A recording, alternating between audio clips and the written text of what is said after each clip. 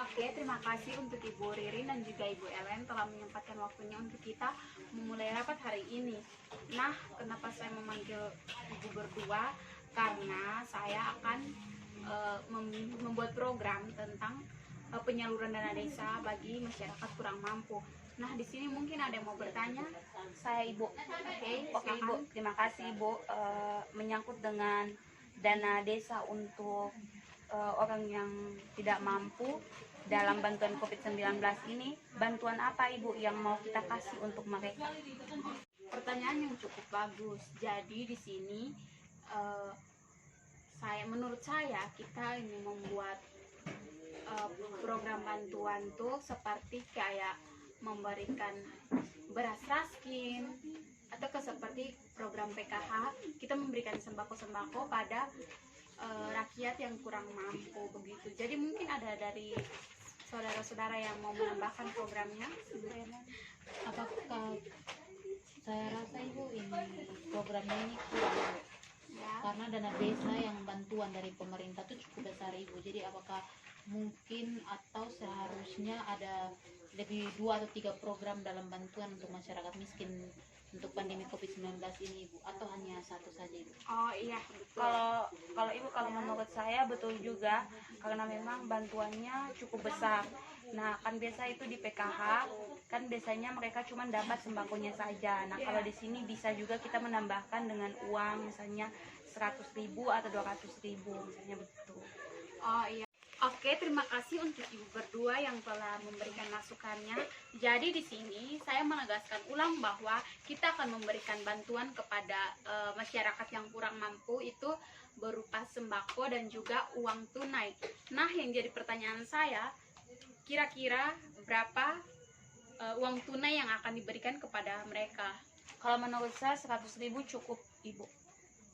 Tapi menurut saya itu 100.000-nya tidak cukup. Itu tidak bisa pakai untuk 1 bulan. Jadi kira-kira menurut saya kita bisa memberikannya 300 atau 300 sampai 500.000. Kita tidak bisa mengonsumsi langsung begitu Ibu, karena kita harus tahu dulu berapa banyak keluarga yang membutuhkan dana tersebut dari desa kita ini, karena dana yang diberikan oleh pemerintah cukup besar, tapi kita juga harus membagi dana yang harus diberikan untuk pembelian beras, sembako lainnya, dan juga uang tunai. Tergantung dari dana yang diberikan, kita harus membagi dulu antara ketiga ini. Jadi itu baru kita bisa tahu besaran uang tunai yang akan kita berikan kepada masyarakat, antara 100.000, 300 ataupun 500 Ibu. Dan apakah ini kita akan memberikan tiap bulannya atau tiap minggu Ibu? Oke, jadi saya akan menjawab pertanyaan yang juga saran yang tadi diberikan. Nah, jadi betul kita harus mencari tahu terlebih dahulu data-data di desa ini masyarakat yang kurang mampu. Jadi saya berikan tugas kepada Ibu Ellen untuk memberikan kepada saya data-data dan juga terkait dengan bantuan ini. Saya pikir kita harus memberikan kepada mereka itu tiap bulan, karena kalau misalkan kita memberikannya 3 bulan sekali itu kayak saya pikir nanti dua bulannya itu mereka mau makan apa begitu, karena ini dalam masa pandemi COVID-19, jadi mata pencaharian ini susah begitu. Ya Ibu, saya setuju, tapi menurut saya kalau misalnya kita mau mencari data lagi, kita harus lebih akurat. Soalnya pengalaman beberapa tahun lalu sebelum COVID ini, ada juga dari beberapa desa dan kelurahan itu ada yang masyarakatnya mampu tapi dia menerima bantuan. Contohnya beras raskin itu biasa banyak juga yang mampu tapi mereka menerima bantuan. Begini Ibu, tapi menurut saya kalau besaran uang untuk seandainya besar uangnya 500, menurut saya 3 bulan 1 kali atau 2 bulan 1 kali Ibu, karena sudah mendapatkan beras dan juga mendapatkan sembako lainnya. Apalagi pandemi COVID ini kita tidak tahu sampai kapan, tergantung dari pemerintah yang memberikan dana kepada kita, apa kita akan membagi untuk masyarakat dengan rencana dana ini, tapi pandemi Covid ini kita tidak bisa menjangkau sampai kapan akan berlanjut. Jadi menurut saya apakah lebih baiknya 2 sampai 3 bulan sekali, karena sudah mendapatkan beras, sembako lainnya, dan juga uang yang lumayan besar begitu. Ibu maaf, tapi kalau misalnya begini, kalau misalnya kita membagikan uang itu saat 1 bulan pertama saja, jadi yang berikutnya itu kita hanya membagikan beras dan juga sembako saja begitu. Atau bisa saja 1 bulan pas yang 1 bulan itu kita memberikan uang dan juga beras, nanti yang bulan berikut dia hanya cuma menerima beras dan juga sembako. Karena kan banyak juga yang dari dia punya kantor misalnya di PHK juga, ibu kasihan, mereka banyak orang dalam rumah. Nah beras misalnya kalau 1 bulan 30 kilo kan tidak cukup ibu untuk mereka harus memberi makan dalam satu rumah, misalnya ada 10 orang dalam rumah, nanti bagaimana ibu? Jadi menurut saya ya dalam bulan pertama yang pembagian pertama itu mereka mendapatkan uang 500.000 sembako dan tadi beras juga termasuk, tapi yang bulan kedua itu mereka tetap menerima tapi uangnya tidak, jadi cuman beras dan juga tadi yang sembako, teh, sayur gitu. Oke, saya mohon maaf untuk Ibu Ellen, tapi saya setuju dengan Ibu Ririn. Nah, menurut saya ini kita memberikan sembakonya itu setiap sebulan sekali, tetapi uang tunainya itu kita berikan 3 bulan sekali atau 4 bulan sekali. Oh iya Ibu, kalau begitu juga baik Ibu. Berarti tiap bulannya itu bulan pertama kan mulai pembagiannya dalam ini bulan depan kan Ibu, Ya, betul. pembagiannya. Jadi 500.000 pertama, berasnya harus berapa kilo Ibu? Kita sesuaikan dengan uang yang dari pemerintah kasihkan, nanti kita belum tahu kan, kita mesti hitung dulu berapa. Misalnya kalau mampu ya 30 kilo atau 20 kilo. Oh, kalau 30-20 bisa Ibu, kan penjangkauannya kan 1 bulan. Iya.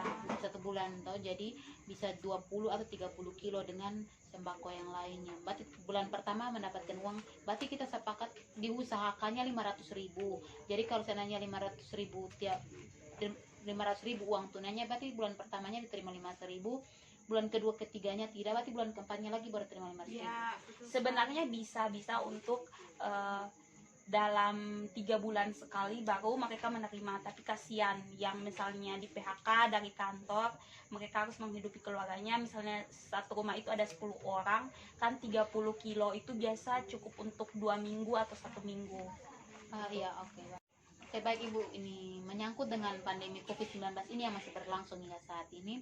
Apakah pembagian dana ini, bantuan ini Ibu, kita turun langsung kepada masyarakat rumah ke rumah, atau masyarakat yang datang kepada kita Ibu? Oke. Ibu mungkin saya begini Ibu, Ibu Ellen terima kasih. Menurut saya begini kan, RT kita kan banyak Ibu. Nah kalau misalnya kita kumpul di gedung kelurahan, berarti sudah banyak masyarakat yang datang. Nah kita dalam COVID ini kita harus jaga jarak. Jadi tidak mungkin semua masyarakat harus datang dan berkumpul. Jadi begini saja, kita bagi di tiap-tiap RT. Nah saat kita turun untuk membagikan sembako itu, kita juga harus ada untuk kita melihat berapa banyak yang sudah menerima dan berapa banyak yang belum, supaya kita masukkan dalam data keuangan kita, agar misalnya kalau tim turun untuk memeriksa keuangan kita, keuangan di kelurahan, kita tidak kewalahan begitu. Jadi sudah ada data-datanya gitu. Oke, jadi yang tadi disampaikan oleh Ibu Rian ini juga betul. Jadi nanti tugas kita adalah kita meminta data-data dari setiap RT untuk Pembagian dana. Iya, jadi minta data-data dari setiap RT itu mana yang tidak mampu untuk kita berikan, yang pantas untuk diberikan. Nah, betul sekali yang seperti disampaikan Ibu Ririn. Jadi mereka tidak perlu datang ke kelurahan, tidak perlu datang ke kantor kami. Jadi kita yang langsung turun ke tiap RT untuk membagikannya di sana, dan juga kita harus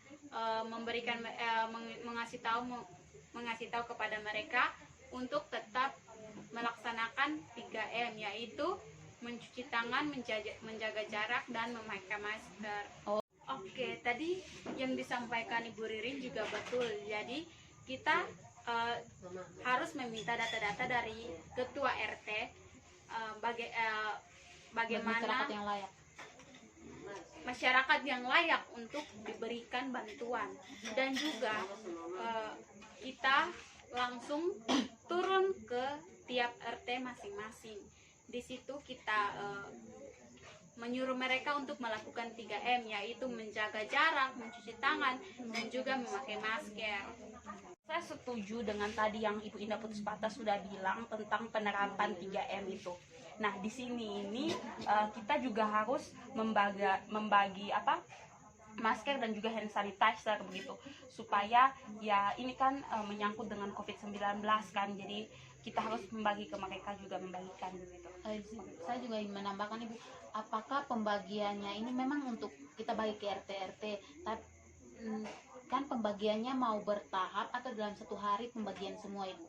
Kalau menurut saya Ibu, maaf, kita tim kelurahan ini banyak begitu, jadi kita tiap-tiap RT itu maksimal itu 2 orang. Nah, kita RT-nya banyak juga, jadi tidak mungkin dalam satu hari kita harus bisa untuk menjangkau semuanya. Jadi kita membagi dari hari Senin sampai hari Jumat. Pas hari Jumat itu semua Sudah satu dapat? kelurahan itu harus sudah dapat begitu. Oh, Ibu. baik. Oh, tapi begini, menurut saya kita karena banyak juga yang sibuk, masing-masing mempunyai kesibukan, jadi kita harus melakukan pembagian itu seminggu 3 kali saja, jangan sampai 5 kali. Dan juga diperkirakan untuk satu hari itu kita habiskan 2 sampai 3 RT, pokoknya harus itu. 2 sampai 3 RT bisa Ibu, tapi tergantung dengan tenaganya Ibu, karena tidak mungkin satu RT hanya terdiri dari 5-6 kakak Ibu, pasti ada sampai puluhan kakak Ibu. Jadi ya begini, jadi menurut saya itu kita kan petugas kita banyak, jadi masing-masing kita utus kayak 10 petugas berpencar di 3 RT ini atau 4 RT ini. Gitu. Berarti kita sudah sepakat untuk pembagiannya dalam awal bulan ini, Ya, minggu depan awal bulan ini. Berarti pembagiannya itu ada beras, sembako yang lainnya, uang tunai untuk 1 bulan pertama, tiap 3 bulan 1 kali ini sebesar 500.000, terus sanitizer dengan masker. Berarti sepakatnya berarti awal bulan yang ini. Ya. Berarti itu sudah sepakat, berarti kita sudah membahas ini, berarti kita tinggal karena pandemi COVID ini hanya kita bertiga sebagai pengurus inti saja yang rapat, berarti kita harus memberitahukan pada teman-teman besoknya di kantor untuk terutama untuk pendanaan atau untuk struktur untuk keuangan yang jelas, karena bisa jadi kalau kita melakukan kesalahan sedikit dalam penulisan dana atau uang yang dikeluarkan untuk ini dana bantuan ini bisa terjumus dalam kasus korupsi Ibu. Jadi kita harus melakukannya. Makanya itu Ibu tadi yang saya sudah bilang dari awal tadi, bahwa walaupun kita sudah ada struktur keuangan, kita sudah rapat tentang keuangan dalam kelurahan untuk pembagian sembako ini, kita juga harus checklist begitu, siapa yang sudah dapat, siapa yang belum, yang masih tersisa berapa, supaya keuangan ini tidak buntu begitu. Saat kita diperiksa oleh tim, kita juga punya data yang akurat, kita bisa menjelaskan bahwa ini dikeluarkan begini, ini dikeluarkan begini. Dan menurut saya, sebelumnya itu kita harus dulu turun ke setiap RT untuk mendata yang jelas untuk yang mendapatkan ini, yang benar-benar butuh bantuan.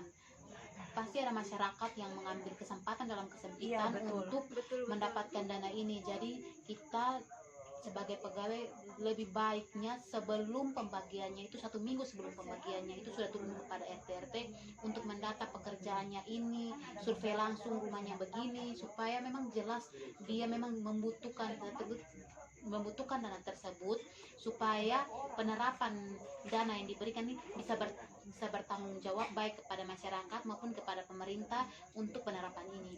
Iya betul Ibu. Dan kita juga harus mendata secara lengkap alamatnya. Soalnya biasa itu ibu mereka alamatnya lain, mereka tinggal di sini tapi mereka masuk dalam RT itu. Karena nanti kasihan yang Pendapatannya keadaan tidak mampu, mereka sudah ada tapi mereka tidak didata. Sedangkan ada yang dari kecamatan lain mereka didata untuk dapat mengambil bantuan, itu yang Iya, kasihan. kan memang nanti datanya itu memang masyarakat asli RT situ, makanya masyarakat yang memang menetap aslinya di situ. Dan kita juga tidak harus membagikannya itu secara baik, karena pengalaman sudah beberapa dana yang pemerintah keluarkan untuk masyarakat ini kan banyak juga yang dipakai disalahgunakan begitu Ibu, dipakai tidak betul. Kita juga harus memberitahukan kepada teman lain nih, teman kerja kita yang lain untuk mendatanya dengan baik sehingga tidak ada penyalahgunaan dana sehingga menjadikan sehingga terjadi korupsi di dalam dana ini, karena bisa salah sedikit data bisa menjadikan korupsi untuk karena dana ini. Biasa saja kita salah tanda tangan saja kita sudah masuk dalam pendobelan, biasa begitu. Atau kadang kita bertiga dalam pengurus inti ini berhati-hati, ada yang sengaja untuk menjatuhkan mereka yang menguruskan kita. Yang betulnya, yang sebaiknya kita bekerja sesuai dengan aturan yang ada begitu. Rapat kita telah selesai sampai di sini. Terima kasih untuk Ibu Ririn dan juga Ibu Ellen.